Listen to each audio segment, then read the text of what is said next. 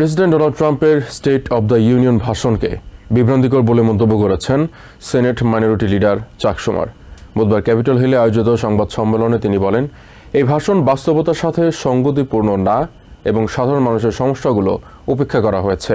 Democratic সেনেটররা অভিযোগ করেছেন, জনগণের সমস্যা সমাধানের পরিবর্তে প্রেসিডেন্ট ট্রাম্প বৈষম্যমূলক রাজনীতি করছেন। অন্যদিকে সেনেট মেজরিটি লিডার জন থুন দাবি করেছেন, প্রেসিডেন্ট ট্রাম্প গত এক বছরে তার দেয়া প্রতিশ্রুতিগুলো রক্ষা করেছেন। প্রেসিডেন্ট ডোনাল্ড ট্রাম্পের স্টেট অব দ্য ইউনিয়ন ভাষণের পর বুধবার ক্যাপিটল হিলের সংবাদ সম্মেলনে প্রেসিডেন্টের ভাষণের তীব্র সমালোচনা করেন ডেমোক্রেটিক সেনেটররা। ট্রাম্পের ভাষণকে বিভ্রান্তিকর বলে আখ্যায়িত করেন সেনেট মাইনরিটি লিডার চাক শুমার। তিনি বলেন, ভাষণে প্রেসিডেন্ট ট্রাম্প দেশের প্রকৃত সমস্যাগুলো এড়িয়ে গেছেন। প্রেসিডেন্ট ট্রাম্প সাধারণ মানুষের সমস্যা সমাধানের পরিবর্তে উল্টো তা নিয়ে উপহাস করেছেন বলে অভিযোগ করেন শুমার। তার মতে, ট্রাম্প বাস্তবতা থেকে বিচ্ছিন্ন হয়ে আছেন। ডেমোক্রেটিক সেনেটর অ্যামি ক্লোবসার দাবি করেন, প্রেসিডেন্ট ট্রাম্পের শুল্ক নীতি দেশের ব্যবসায়ী ও কৃষকদের ক্ষতি করছে। তিনি আরো বলেন, বর্তমানে আইন শৃঙ্খলার নামে যে বিশৃঙ্খলা চলছে তা সাধারণ মানুষকে নিরাপত্তাহীন করে তুলেছে।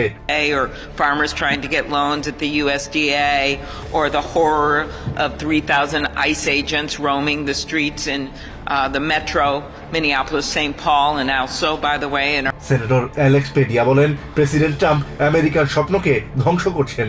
দেশের অর্থনীতি ও সমাজে অভিবাসীদের অবদান ও গুরুত্বের কথা স্মরণ করিয়ে দেন তিনি।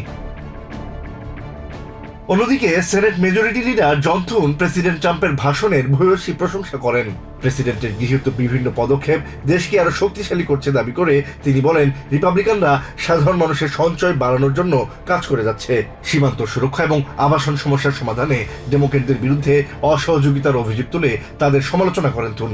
এছাড়া ইরানের বিষয়ে এক প্রশ্নের জবাবে জন থুন স্পষ্ট বলেন, ইরানের সন্ত্রাসী কর্মকাণ্ড এবং পারমাণবিক উচ্চাকাঙ্ক্ষা রুখতে আমেরিকা বদ্ধপরিকর। প্রেসিডেন্ট ট্রাম্পের নেতৃত্বে আমেরিকা আবার সঠিক পথে ফিরেছে বলেও দাবি করেন থুন। আসাদ রিয়েল, টিভিএন 24 নিউজ ডেস্ক।